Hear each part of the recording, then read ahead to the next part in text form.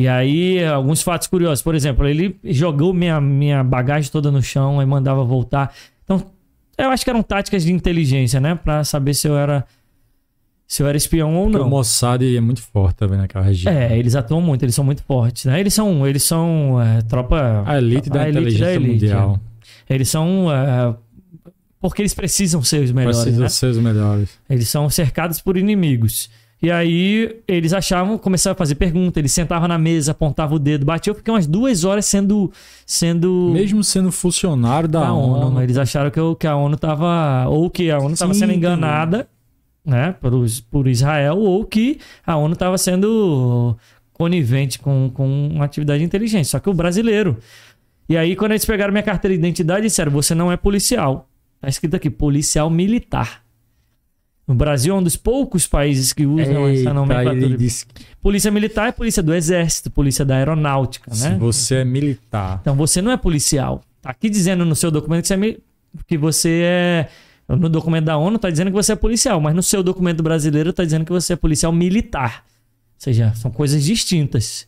Eita. Aí, pegaram minha carteira de piloto, de helicóptero.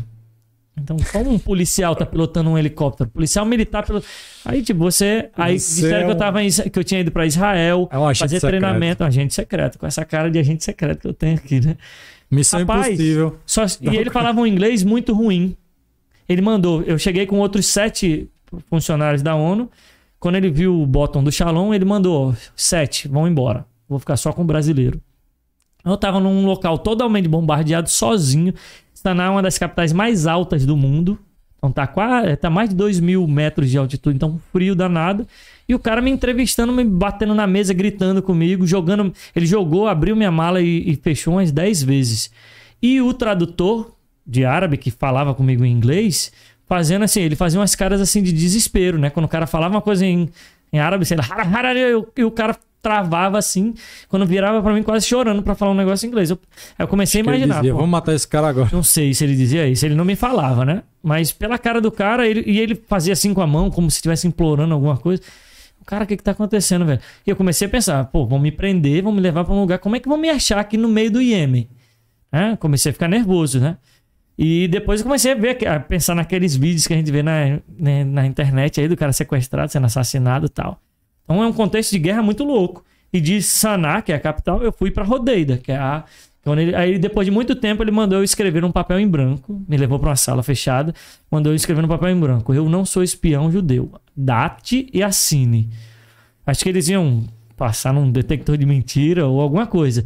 Eu datei e assinei. Eu ganhei esse bottom num evento religioso.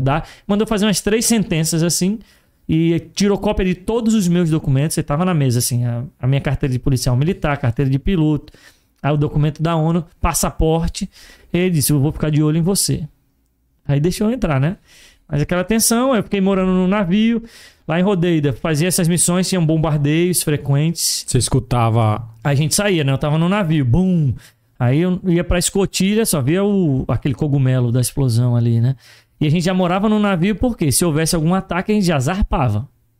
Já era, os funcionários da ONU não eram autorizados. E eles não autorizavam a gente também circular na cidade. A gente só saía da área do navio, que eles deram uns 50 metros ali, botaram os containers, se fosse acompanhado pelo exército rebelde, né?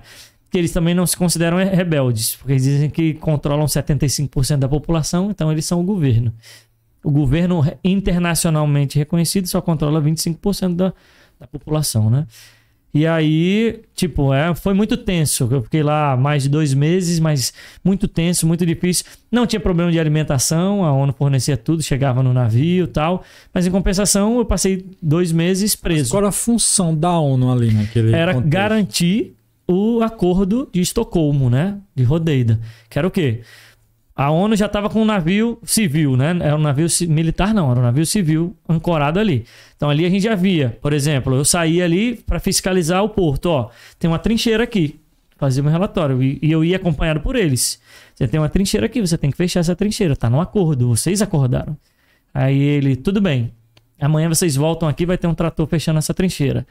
Aí, por exemplo, ali, ó, o campo minado. Vocês não vão tirar aquelas minas ali? E aí eles, não, a gente tá trabalhando, mas tá difícil, tá lento. Claro, Aí eles enganavam a gente ou não, né? Mas eu reportava o que eu via. Então, tipo, era muito difícil, porque também eu não sei se você já teve a oportunidade de ir num campo minado. Não. Mas não recomendo para você tirar férias num campo minado, por exemplo. Então você tá andando, tem um cara com um turbante de saia, umas coisas escritas em árabe, né? Que você não entende. De um lado tem umas pedras pintadas de vermelho, de outro tem uma pedra pintada de branco. Então, tipo, eu entendi que o quê? Vermelho, não vou. Branco, eles já tiraram as minas daqui. E eu ia andando atrás dele. Onde ele pisava, eu pisava. Eu sei lá se ele é suicida, se ele quer se matar. Era muito tenso, entendeu? Um calor desgraçado, que o calor de lá é úmido também, né? É um deserto, o deserto da Arábia. É úmido, é deserto, porque é na beira do mar. Sim, na beira do mar. Então é um calor de mais de 40 graus, só que muito úmido. Mas é deserto, mas é só duna. É tipo Aladim, né? É dunas. É calor e úmido, você coloca o pé pra fora, você já tá totalmente molhado de suor. Agora, uma pergunta. Você acha que a ONU ela realmente exerce um papel fundamental assim, nesses contextos? Sem a ONU interferindo, haveria um genocídio? Sem a ONU, eu tenho certeza que sem a ONU haveria um genocídio. É claro que há várias críticas, eu até considero construtivas, do modo de operação. Então, o pessoal acha que a ONU deveria usar mais a força. Algumas pessoas acham que a ONU deveria entrar com tropas. Né? A ONU não tem tropa, mas dos países membros da ONU com tropas, usar mais força para resolver logo tudo. Porque tem coisas. Teve teve um genocídio gigante em Ruanda. Aí o povo fica se perguntando por que não agiu, velho? Ali foi omissão. Ali eu acho que foi um erro, né? Ali já é reconhecido, né? Então eles ficaram assim. Mas o contexto político é muito complicado, não é simplesmente agir. Então a ONU, os países membros da ONU, né? Quando o Brasil, que é membro fundador da ONU, aceitou entrar na ONU, ele aceitou desde que fosse garantida a soberania do Brasil. Sim, entendi. E a livre determinação dos povos. Então, é muito delicado o limiar entre livre determinação dos povos, soberania e massacres, genocídios. O país, né, o governo ir contra os direitos humanos internacionalmente reconhecidos. Então, é muito delicado, não é simples. Porque quando você vai agir, ele é um Estado-membro. Ele tem direito à soberania. E vai dizer que é um país que está querendo dominar, que realmente acontece. Alguns países manipulam a ONU a seu favor, principalmente as grandes potências. Isso acontece. Então, tipo, você tem muitos atores, né? Jogadores, que eles chamam de players, né? Por exemplo, no Iêmen, um país paupérrimo daqueles ali, como é que eles têm uma tecnologia tão avançada de drones? Se você estudar um pouquinho, você vê na internet, você vai ver que a Rússia está atuando ali, Estados Unidos, França, Israel, Arábia Saudita, Irã. Todo mundo tentando ter uma zona de influência. Porque ali passam quase todas as cargas do mundo, entram ali no Mar Vermelho para passar o canal de Suez e entrar no Mar Mediterrâneo. O centro do mundo ainda é a Europa. Então tudo passa por ali. Os navios, se não passarem por ali, eles vão fazer como o Vasco da Gama fazia, Bartolomeu Dias fazia em 1500, dar a volta no Cabo da Boa Esperança lá na África do Sul. Então, o fornecimento de quase tudo passa no Iêmen. Na Somália, que é o centro da pirataria mundial. Aquele filme Capitão Phillips, né, com Tom Hanks, que ele foi sequestrado pelos somalis, que é praticamente vizinho ao Iêmen. O chifre da África ali é muito próximo, né? A entrada ali que eles chamam o Golfo de Aden, né, no Iêmen. E aí, tipo, uma área de ações terroristas. Por exemplo, a África toda, você vai entrar num shopping, detector de metal, você bota sua bolsa ali como se você estivesse indo para um voo. Todo lugar é assim. Para entrar num shopping, num hotel na África, naquela região da África, tudo assim. A incidência de terrorismo é muito grande.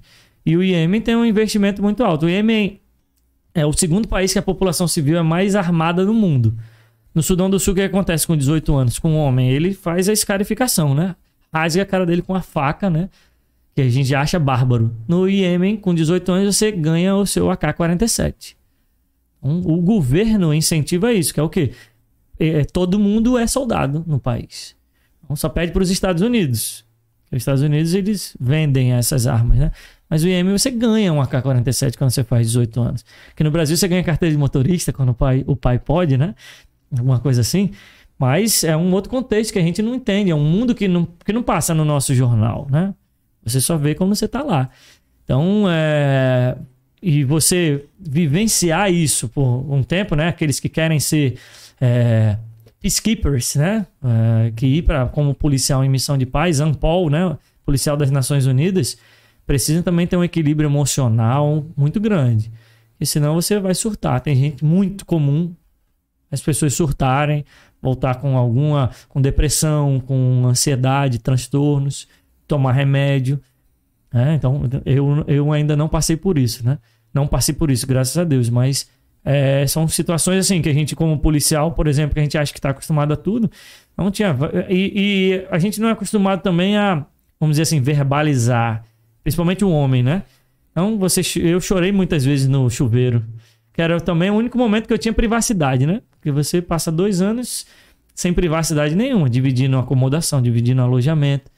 Então, são coisas sem... Você passa 2 anos, a sensação que eu tive, por exemplo, eu saí daqui em fevereiro de 2018 e minha vida tinha dado uma pause, né? Em março de 2020, quando eu voltei, alguém apertou o play de novo ali. Só que o mundo aqui não parou, não.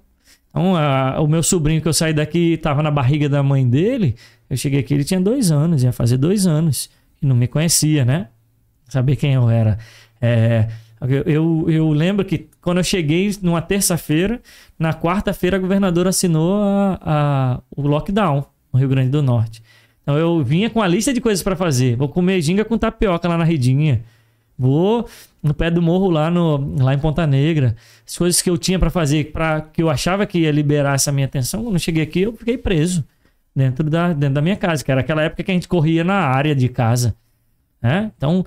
E como você vai lidar com isso? Se você não tiver um suporte familiar, um controle emocional, uma religião, você enlouquece, real. Muita gente que fica muito mal. Muita gente mesmo.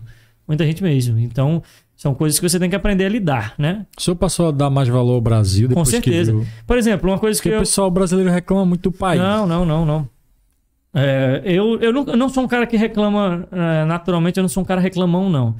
Claro, reclamo, né? Mas eu não acho que seja uma característica marcante, né? Mas, por exemplo, uma coisa que eu fazia e eu adorava, sabe o que era o quê? Passar na Prudente Moraes. Me dava um prazer passar de carro na Prudente Moraes, porque eu achava quando eu voltei da missão, super arborizado, organizado, limpo, pintado, essas coisas assim. E nem é tão assim, porque você vai pra Europa e você já vê o contexto. Pô, poderia ser melhor, né? Mas, tipo, eu adorava andar na Prudente Moraes. Ainda gosto. Mas quando eu cheguei, assim que eu cheguei... Porque lá nem calçada tem na África, né? Não tem nada, não tem... Na capital do país, no Sudão do Sul, não tem energia elétrica. Capital, imagina, a capital, a melhor cidade do país, 3 ou 4 avenidas são calçadas. Na capital do país. Então é um contexto, tipo, não tem sistema bancário. Não existe um banco do Sudão do Sul. Não existe um sistema bancário. Não existe nada disso. Você simplesmente não vai comprar uma coisa. Não existe. Esses contextos assim, você não tem um financiamento, você não vai numa loja, você não divide, você não tem cartão de crédito. Essas coisas não existem. Eles estão vivendo como se fosse um século passado, né? No interior do Sudão do Sul, que é onde eu fui primeiro, eles vivem há uns 300 anos atrás. Então imagina... Você faz escambo. A gente estuda isso em história. Quando surgiu o capitalismo, eles faziam escambo, não existia uma moeda. Então eu produzia trigo, você produzia arroz. Eu tinha trigo em excesso e você tinha arroz em excesso. A gente ia lá e trocava. Então, 2 quilos de trigo valem 5 quilos de arroz. E a gente ia... Alguém tem carne. E era isso que fazia. É assim que eles vivem. E mesmo num contexto internacional, porque tem muitos estrangeiros lá, então eles aprendem algumas coisas, né? Então tem muita influência. Por exemplo, eles têm... nessa cidade de 130 mil habitantes, tem 2 televisões. Então, o cinema lá é a TV. As pessoas se reúnem, mulher não tem direito a nada, né? Então, os homens se reúnem lá para assistir a Premier League. Então, você paga, sei lá, você dá um quilo de comida lá, alguma coisa, e você entra no cinema. Que é uma TV. Que é uma TV muito pequena, tubular ainda, entendeu? E é a sua diversão, é o cinema. Para eles é aquilo ali. Então eles vão assistir Premier League. Eles gostam muito de futebol. São coisas que a gente não consegue... Então a gente, classe média aqui é considerado um milionário lá. Não, Lá, agora também tem os Senhores da Guerra, né? Você já assistiu aquele filme com o Leonardo DiCaprio, que era das armas? Como era o nome? Senhor das Armas. Nicolas Cage, Nicolas Cage. Leonardo DiCaprio foi Diamante de Sangue. Sim. Nicolas Cage. Aquilo ali acontece. Então, é real. Tipo, o presidente tem 4 ou 5 pessoas, uma elite muito restrita que é milionária, porque lá tem petróleo, tem diamantes, tem... Então eles são. Agora o resto é que, tipo, você chegando... Um soldado da Polícia Militar do Rio Grande do Norte, o padrão de vida que ele tem lá é, tipo, 5% da população ou menos do que 5% da população lá. E a gente não enxerga isso. Isso é real, né? A gente não enxerga que... A gente não tá tão ruim assim. A gente tá muito mais perto de ser uma Suécia, sei lá, uma Suíça, do que ser um Sudão do Sul. A verdade é essa. Então a gente acha que a gente é o pior lugar do mundo. Mas, na verdade, a gente tá muito mais perto de ser... É mais fácil o Brasil ser o melhor país do mundo do que ser o pior do mundo, vamos dizer assim. Então, são coisas que a gente não enxerga, que a gente não entende, que a gente não acredita, né? Porque você não vê isso na televisão. Quando foi que você ouviu falar do Sudão do Sul? Do Iêmen? Não vende, não é uma coisa que a gente... Quando vem enviesado assim. Vem enviesado, vem com um contexto bem específico. Agora, claro que faz parte de uma geopolítica muito grande. Porque eu fico pensando, eu cheguei em Rodeida, né? Então a gente vai num comboio. Então, uma blindagem assim, para abrir a porta você faz muita força, né? Dos carros da ONU. Então eu chego em Rodeida e a cidade está sitiada, né? Então eles pegaram os containers do porto, que é um dos maiores portos do mundo lá, e bloquearam a cidade. Então você vai chegando assim, você vai passando em labirintos assim entre containers. E nesses containers estavam desenhados lá o Trump, jogando uma bomba no Iêmen, sabe? O Israel, um avião, um bombardeiro israelense, eles picharam, né? Picharam não, como seria? Igual a gente desenha assim, lá no Rio, lá na área portuária lá, tem uns desenhos aqueles grafites. Então, os grafites dele é Trump jogando uma bomba, alguém de Israel pisando no muçulmano. Então, tipo, você já chega lá, o seu cartão de visita. A cidade tá toda sitiada, cheia de container no meio da cidade, e você passa assim. E sabe, guetos, são verdadeiros guetos. Você não vê as pessoas, as mulheres usam burca daquela pesada que você só vê o olho. Elas não olham no olho de homens, as mulheres lá. Mas você vê que tem um desenvolvimento. A sociedade, por exemplo, do Sudão do Sul é bem agrícola. Então são ocas praticamente. E já no Iêmen não. Você vê que as cidades têm estrutura, têm energia elétrica, ou pelo menos teve antes dos bombardeios. Tem calçamento, tem sinal de trânsito. Então, no Sudão do Sul eles não sabem o que é uma faixa de pedestre. Então eu, como polícia comunitária, eu fui lá. O professor disse, que você está ajudando a gente aqui, você não poderia dar uma aula de trânsito pra gente? Eles não sabem atravessar a rua. Não sabem calçada, não existe isso. Eu estava ensinando para eles que o verde é aberto, você pode passar. Vermelho não pode passar. Mas isso o seu filho de 4 anos de idade é instintivo. Você já sabe onde está vermelho. Então, eles não sabem. Então, são coisas que a gente não enxerga. Da nossa posição, a gente não enxerga. Agora aqui, é um outro momento que eu me senti útil. Então, por exemplo, quando eu estava fazendo policiamento comunitário, quando eu defendia a população local, e aí, por exemplo, uma vez eu fui fazer o policiamento comunitário, eu identifiquei que o poço da vila estava ruim. Eles estavam pegando água muito distante, então estava acabando com tudo deles ali. Então eu entrei em contato com as agências, Unicef, Médicos Sem Fronteiras, Cruz Vermelha. Às vezes a gente vê doação, eles trabalham muito, o trabalho deles é muito bonito lá. E aí eu consegui as peças e o funcionário da Unicef, da Cruz Vermelha e do Médicos Sem Fronteiras para consertar o poço. Meu amigo, eu virei rei na vila lá. Eles me chamavam de Kawadia, né? Homem branco. Kawadia. E eu nem sou tão branco. Não é tão branco assim. Nem sou tão branco. Mas a pele deles é muito escura, né? Eles são muito, muito brancos. Eles muito escuros, muito negros. E aí, mas você se liga àquela população. Eu fiz um trabalho voluntário quando eu estava já na capital, né? Você vai mudando muito. Quando eu estava na capital, num orfanato. Por exemplo, cheguei no orfanato, uma criança já veio... primeiro que você chega um homem branco, né, um Kawadia, chega lá e já chama a atenção das crianças, né? Uns choram, porque pensam que você é o bicho-papão. Branco, como é que uma pessoa branca aqui, ele não sabe o que é aquilo, é um bicho. Outros maiorzinhos já tiveram algum contato, aí ele chega... Aí esse garotinho já chegou bem carente, né? Mas eu notei que ele tinha uns 5, 6 anos e não falava. Eu perguntei por quê. Ele disse, ele falava, mas ele presenciou os pais sendo degolados na frente dele, só por serem de outra etnia. Então ele presenciou o assassinato dos pais e a partir dali ele parou de falar. Toda vez que eu chegava, por exemplo, a primeira vez que eu levei um projetor desses que não precisa de energia elétrica, né? E fui passar um filme de criança, né? Um desenho animado, era o 101 Dálmatas. Só que quando eu liguei, que apareceram os cachorrinhos na parede, as crianças começaram a chorar. Se desesperaram, porque eles um fantasma. Nunca viram uma imagem projetada, eles nunca viram uma televisão, nunca viram nada disso. Não viram a televisão. Na parede. Saiu todo mundo correndo. E eu pensei, o que eu fiz de errado? E aí eu entendi que eles...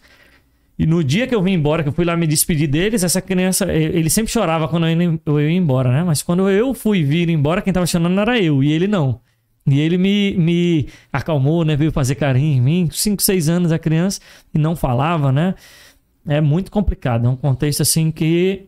que você fica assim... E você se sente parte de algo maior, né?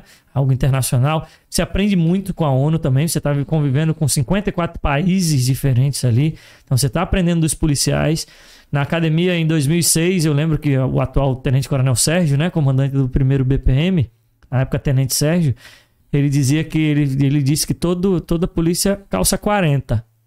Não sei se você já ouviu isso, né? E hoje eu sei que a polícia do mundo todo calça 40. Um policial sueco está reclamando de salário baixo. Está reclamando de mais condições de trabalho. Do jeito que a gente está reclamando aqui, o cara está reclamando da mesma coisa lá. E quando a gente vai ver uma delegacia... então mostra aí uma delegacia na Suécia. O cara tá reclamando. Mas o cara tá reclamando, porque todo policial calça 40, né? Não, e foi que Jesus disse pro soldado, sabe? Qual momento? Qual contexto? Jesus disse assim: vós soldados, contentai-vos com o vosso soldo. Mas a gente não se contenta. Difícil seguir os mandamentos, né? Sempre vai reclamar do salário. Sempre. O ser humano é um ser reclamão. Não, é porque, na verdade, tem um ditado cabalístico que ele diz assim: se a casa tá apertada, você deve botar os bodes para dentro e depois você tira, que ela vai estar maior. É uma questão de percepção. De percepção. Então, por exemplo, pessoas que nascem berço de ouro, né? Às vezes a vida para eles tá eles nunca passaram uma dificuldade, né? Sempre quer mais. Então o senhor provavelmente só vai valorizar muito mais as coisas que a gente tem aqui no Brasil, uma ginga com tapioca, passar na Prudente Moraes, poder entrar no supermercado e pegar um café. Sem precisar passar por um detector de metal no supermercado. Para você entrar no mercado, você tem que passar um detector de metal. Então, são coisas que a gente não vê. E a gente aprende muito, a gente amadurece muito, assim, né? Então, um ano que eu vivi lá, sei lá, eu amadureci 10 anos. E quando a gente chega aqui, a gente vê que não é bem assim, tão ruim assim quanto a gente pensa. A gente valoriza um banho de mar, né? Sem ter um campo minado. Você não vai em Ponta Negra pensando, será que eu vou pisar numa mina? Como acontece no Iêmen e em muitos países do mundo, né? Então, você consegue, por mais que a gente viva um momento de polarização muito ruim, de ter dificuldade de conversar com as pessoas, sem a pessoa se sentir agredida porque você tem uma opinião diferente. Eu cheguei aqui, eu estava na África justamente na eleição, na última eleição presidencial. Então, não acompanhei, mas quando eu cheguei aqui, o que é isso? Pô? O pai brigado com o filho que não fala por causa da eleição. Mas como assim por causa da eleição?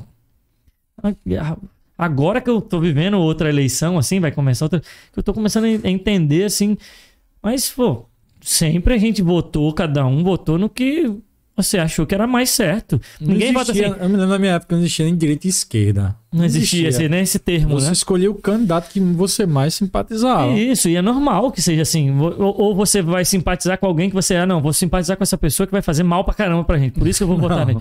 Você vai votar numa pessoa que você acha que vai se melhorar. Ou seja, com a melhor das intenções. Pode dar certo, pode dar errado. Não tem problema. Isso é a democracia. É saudável. Que não seja sempre o que eu escolho.